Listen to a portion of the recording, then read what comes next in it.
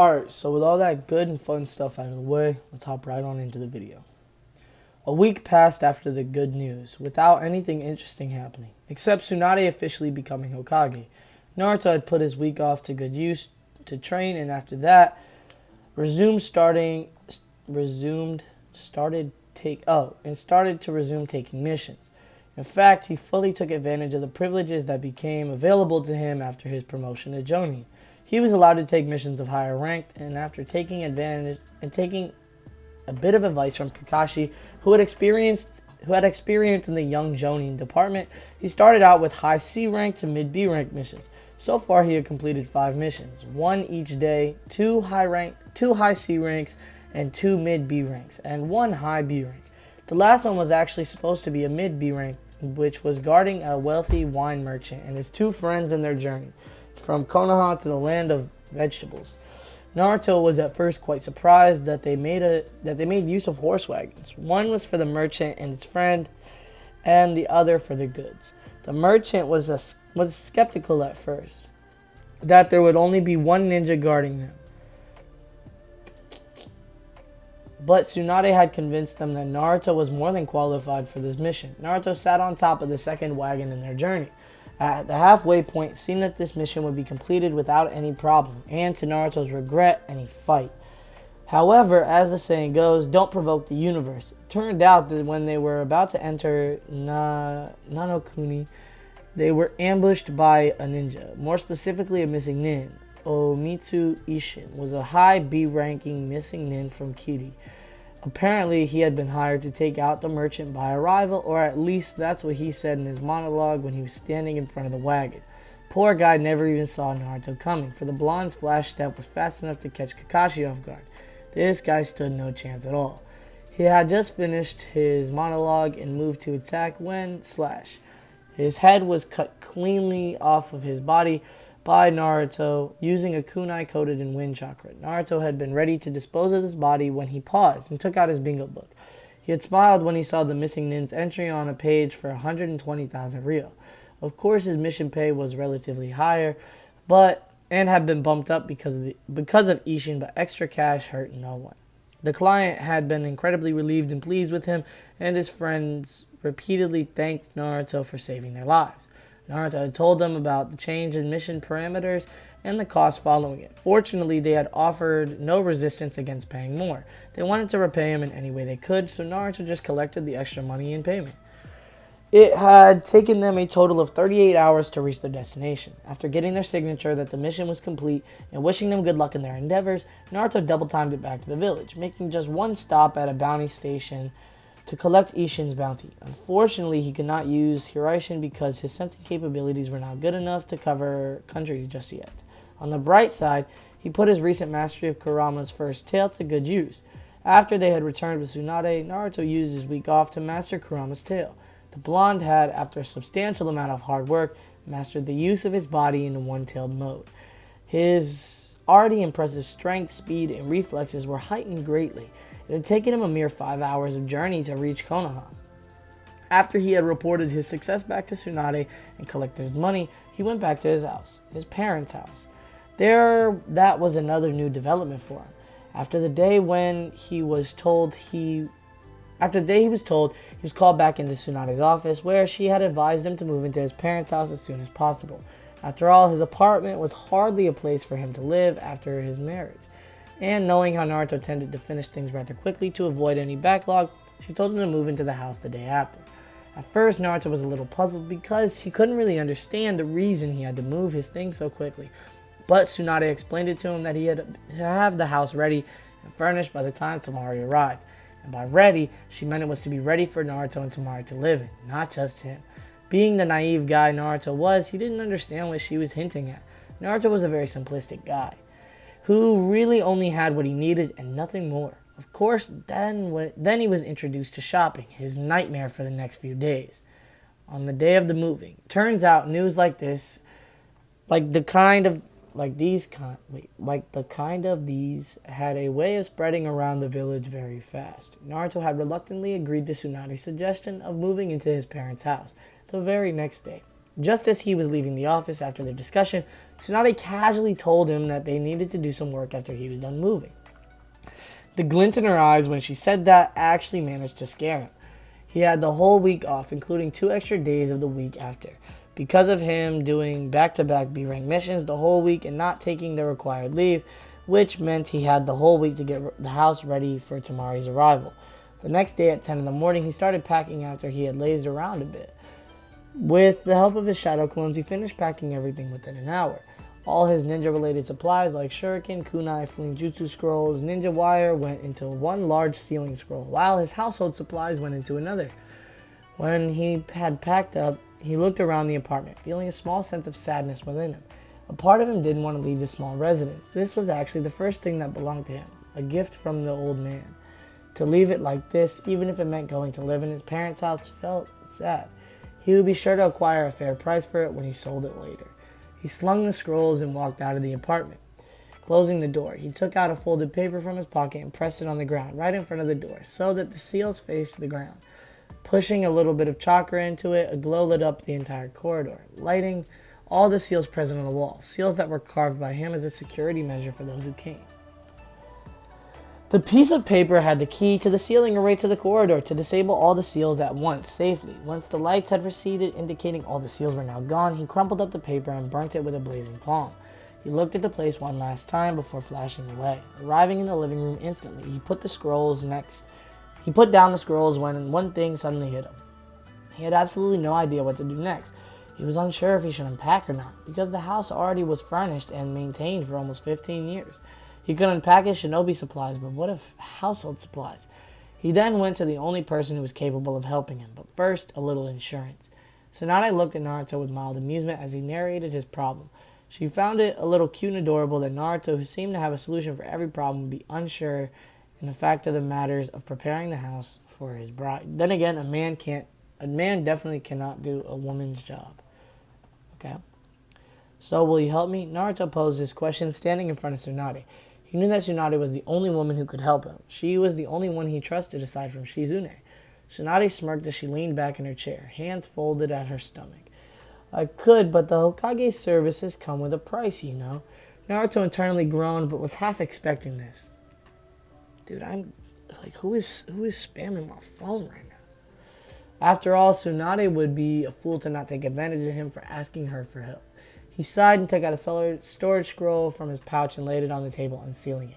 Tsunade's eyes widened as her eyes laid themselves on 3 very expensive, exotic bottles of sake.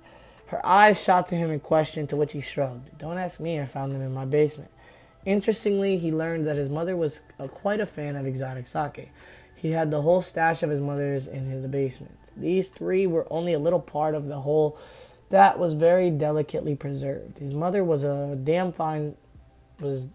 fine sealing skills if she was able to preserve the whole stash like she did. The seals on the stash were personally made for her storage purposes. Tsunade picked up a bottle and turned it around, whistling at the label. Well, your mother had good taste, she commented, then paused. She narrowed her eyes at him. How do I know that these haven't gone bad? My mother created a seal specifically for preserving them for a long time. Tsunade knew just how good Kushina was with Fuinjutsu. If she was the one who created the seal to preserve these precious babies, then she had no doubt that these hadn't gone bad. She then had a devious thought. Perhaps she could haggle for a bit more. Still, just 3 bottles for the service you're asking from me? Naruto narrowed his eyes. You very well know just how rare these are. In fact, I could have just said that I would owe you a favor, but that was too risky. I'm asking help for a bit of house decoration, mind you. Tsunade immediately raised her hand in a surrender position. Just kidding, Naruto. I was just kidding. However, inside she breathed a heavy sigh of relief. Man, those eyes were unnerving. Sorry, that was kind of weird. First things first, we need to get you access to your clan accounts, she said, standing up. We're going to the bank. What followed after was perhaps the most boring day in Naruto's short life. Tsunade had taken him to the bank right after dumping the day's work on Shizune. They had spent almost 4 hours going over statements, accounts, etc. At the end of their work, both of them had been mentally exhausted, but she had a smile on her face. Turns out, if you're an important person and being accompanied by the Hokage, your work gets over rather quickly. Naruto had finally been granted full access to his clan's accounts, and what accounts they were. The Namikaze account was by no means small, having a total of 300 million Ryo. Yeah. Naruto had first been baffled, for he had no idea just how his father managed to acquire so much money. Namikaze had not been a clan before his father became the Hokage. The Uzumaki account, on the other hand, had simply left him with his mouth hanging. The simply ridiculous amount of money had almost sent him into shock. The amount won't be mentioned, but it was enough that you could live another life without working. That too, lavishly. Tsunade and Naruto were walking back to the Hokage Tower, the former with an exhausted smile on her face and the latter still gazing at the shiny new account cards in his hand with awe and wonder. Tsunade looked at her fellow blonde, smirking. "You're still having trouble believing?" Naruto nodded as he pocketed the cards. "The Uzumaki clan I can believe, but I had and still don't have any idea just how my father was able to acquire so much money alone." Minato was an extremely clever and resourceful person, Naruto. Just leave it at that. The two walked in silence for a while, which was then broken by Naruto as he curiously asked, "So I thought that we were going to do something about redecorating my house. Why'd we go to the bank?" To surprise, Naruto laughed heartily. "Oh, Naruto, I sometimes forget that you're a child and can't see the bigger picture." That comment earned a scowl from him. Tsunade completely ignored the scowl and smirked. "The real fun begins tomorrow. We'll start at 9 in the morning." The feeling of doom Naruto had been feeling earlier returned with a vengeance. As we are 11 minutes in, we've got 10 minutes left in this video at least, so let's get back on into it. The next day of moving, Naruto had been sparring with five of his clones, completely on the defensive in the massive ground behind his house. You might think, why would Naruto need to be on the defensive against his own clones? But you'd be wrong. Naruto was trying to avoid all of their attacks blindfolded, and he was only partially succeeding. He was trying to use everything but his eyesight to avoid attacks. He was trying to hone his instincts to the highest level, and trying to increase the precision of his danger sense. I totally forgot about that ability of his. He avoided a roundhouse kick from a clone by ducking underneath, moving his left hand in a smooth motion to redirect the punch to his chin another way. He would have continued, but the seals on the outer gate informed him that somebody was standing outside of his house. He and his clones paused their fighting, dispelling themselves. He walked over to his towel and water, taking the bottle with him as he walked and wiped sweat. He arrived at the gate and opened it, frowning in confusion when he saw Tsunade standing there, with Sakura, Ino, and Tenten. He frowned in concern when he saw an expression of mirth on Sakura's face, followed by an absolutely savage smirk on Ino's and a friendly smile on Tenten's. "Have a nice morning, brat." Naruto immediately turned an annoyed face towards the busty Kage. "Yeah, it was going so fruitful," he said with light sarcasm. Tsunade, being a medic, immediately noticed the bruise forming on his arm. She curiously asked, "Well, what were you doing?" Naruto vaguely answered, "Training." She stepped forward. "At least let me heal those bruises." Her hand lit up with green chakra, accelerating his already fast healing process thanks to Kurama. Sakura stepped forward and her tone mimicked her expression of betrayal. "So Naruto, I heard something very interesting from Tsunade-sama." Naruto's sarcastic mutter of "did you now" went unheard by the pink-haired. Ino was the next to pitch in. "Yeah, that you're going to get married to the Princess of the Sand." Hearing Ino describe Temari like that actually made Naruto pause and think. Now that he thought about it, Temari was royalty, being the daughter of the Kazekage. This gave him a perfect comeback for Ino's comment.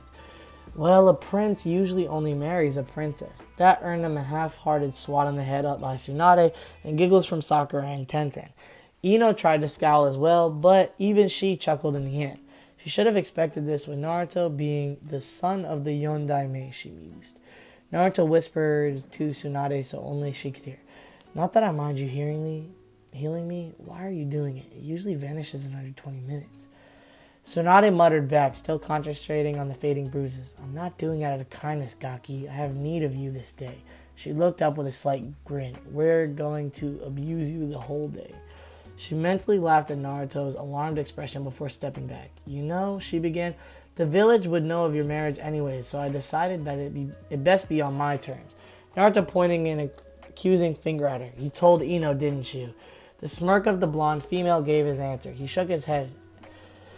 "Anyways, why have you called him here? I thought you were the one going to help me." Tsunade put an arm around his shoulder and started leading him back into the house, with the genin following behind her. I did say that, but the work we're going to do today cannot be done by me alone, which is why I brought some help. Naruto deadpanned at her. Any particular reason your help consists of only girls? Tsunade nodded seriously, causing Naruto to double take. This seems like a serious matter. We're going to completely refurbish this house of yours. Don't worry, she assured the mildly panicking Vlad. Or won't change the house completely, just put some new things here and there. Add a woman's touch, so to say. That's very important, among other things. Oh, and leave something for Tamari to add if she wants to. Naruto opened the door to the house, allowing the others to walk inside. He and Tsunade walked ahead of the others, who were marveling at the inside of the house. Ino's eyes fell on a portrait of Naruto's parents as she gasped in awe. Naruto, is that your mother? He turned around and saw the three genin looking at the portrait of his parents. He smiled slightly in pride. Yeah, isn't she beautiful? Sakura was the one who replied, this time gushing. She's gorgeous. Tsunade lightly shoved Naruto upstairs. Get dressed fast. We have work to do. Naruto made his way upstairs. Tsunade walked and took a seat on the sofa. The three genin followed her example and sat down as well, with Tenten leaning forward in interest. Tsunade-sama, did you know Naruto's parents?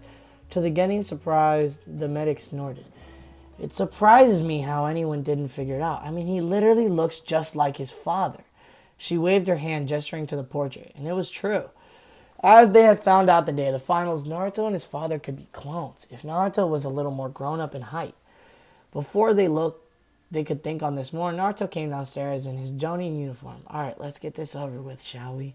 However, his confidence dimmed after looking at the glint in their eyes. Oh, what torture it was. 7 hours later, Naruto was looking around the inside of his house with a tiredness he had never felt before. He didn't have any energy left to do anything, as he tiredly collapsed on the sofa to get some of his energy to head to the bedroom and fall onto his bed. He recounted what he went through that day. Sorry, guys. I'm sorry if I'm not going too in-depth with the voices. Like, Tenten, Ino, and Sakura, I don't think they're going to be in this story too much. I'm not going to give them, like, individual sounds. You know what I'm saying? Alright, my bad. Tsunade and the girls had taken full advantage of his ability to mass-produce shadow clones. Tsunade had taken him to get the latest kitchen accessories, while his clones went with Ino, Sakura, and Tenten to get new interior designs for the house. Tsunade also sent a clone of her own with them, just to make sure that whatever the girls selected didn't make the house too girly for Naruto's taste. Naruto had protested that his house already had kitchen accessories, but Tsunade insisted he take it, if only as a wedding present. He was reluctant to buy it, but he did. To his enormous shock and surprise, his account, the Uzumaki account, barely had a dent in it after the purchases they made. Not just for the kitchen. Tsunade had only laughed and said that Kushina didn't do anything in small amounts. They had returned home to find the three girls with a group of men working extensively on the interior of the house. After seeing Naruto, he was bewildered to see his own clones, giving him looks of pain followed by pity, and then to extreme annoyance of Naruto, dispelling. In the present day. Boy, that was the roller coaster for Naruto. With merciless teasing from Kurama, the extensive work that had been going on in his house had also been charged to his Uzumaki account. Seeing the ridiculous amount of money it contained, Naruto had little to no problem in using it to give his house a new look. He had been quite worried that Tsunade had given Ino and Sakura free reign over the design of the house. However, Tsunade assured him that she had picked Tenten for such a purpose, so that Ino wouldn't completely make it look like only a woman lived there. And judging from the arguments from Tenten and Ino he had heard with Sakura acting as a mediator, Naruto knew that Tsunade had hit the nail on the head when it came to Ino. He freaked out when he saw what plans Ino had for the house and almost exploded when Tsunade calmed him down and told him that she would take over from Ino, much to the girls' complaints, which were silenced by a stern look from the Hokage. Naruto watched as, over the course of the next week, Tsunade completely transformed the house into something that was lavish and modern, but not too much, that it lost the homey feel that had been there before. Tsunade also made sure that Naruto added his own touches to the house and left space for Tamari if she wanted to add something of her own. All in all, the house was ready well in time. All that was left was for Tamari to come. Naruto finally snapped back from the flashback and saw that he had arrived at his house. He flashed directly inside, eager to do something to relax. He quickly took a shower and freshened up, wearing a t-shirt and bottoms. He entered his father's study and sat down in a chair behind the beautiful ornate desk. He traced his hand almost in remembrance, as if he could picture his father sitting on this desk, going over the ideas for Fuinjutsu. He leaned back, folding his hands behind his head, and looked up at the ceiling, trying to decide what to do. His father's study, which was now his study, had remained mostly untouched. Only the door that led into the room had been repainted. Otherwise, Naruto had strictly kept everyone from entering the room. He had redesigned the ceiling array completely before a war named Ino was dropped on his home. The password was only one, consisting of 3 kanji characters, but he had chosen 6 that looked almost alike with minor differences in strokes. One time he caught Ino attempting to open the study discreetly. She had thought she was alone, but apparently not. He stopped her before she killed herself painfully and very sternly reminded her to respect others' privacies and keep away from the room. She had looked appropriately guilty and promised not to investigate the door anymore. Bruh, she almost died because of these seals. Oh my gosh. He absently grabbed a paper and a brush, dipping it in an ink pot and doodling some ideas on it. He had been told by Tsunade that Tamari would be arriving tomorrow, so he was understandably tense. A few weeks ago, they were on the opposite side of a war. Now, they were about to get married. Things were going to be a bit awkward, and he wasn't looking forward to it. He stood up, putting the brush away and crumbling the paper, burning it to ashes with a small fire. He was about to leave when something caught his eye on the shelf. More like a book he had never touched for a reason he couldn't fathom. He took it off the shelf, eyebrows furrowing in confusion when he sensed a genjutsu placed on it. With a quick pulse of chakra, he shattered it. However, instead of immediately dispelling like fog clearing away, it shattered like a glass, with chips of chakra diffusing into the air. Naruto watched with a small amount of awe. Genjutsu weren't meant to shatter like this. Why did this chakra feel so warm, so much like his own? He shook his head, making a quick note to investigate that later. He opened the book, reading the title, Enhancements with Sealing. Naruto muttered before flipping the pages, raising his eyebrows with incredulousness at countless mathematical equations, scientific diagrams of the body, with numerous sealing equations. He whispered to himself, what the hell is this? That's the end of this little segment. We are about, like 1/3 of the way through the chapter? A little bit more than that. I hope you guys enjoyed this part. I'm sorry that it's a little shorter. It's like 20 or so minutes. But yeah, this is going to be the end of the reading for this chapter. I know it wasn't anything important, but it was kind of going over Naruto's day-to-day life and preparing for the arrival of Tamari. So yeah, I hope you guys enjoyed. Story link in the description, Discord, Instagram links in the description. New series coming soon, new videos coming soon. Be on the lookout, be ready, be excited, because there's things coming soon to a channel near you. But yeah, without further ado, this is your boy, the Anime Ambu, and I am going to be out. I will catch you in the next one, and deuces.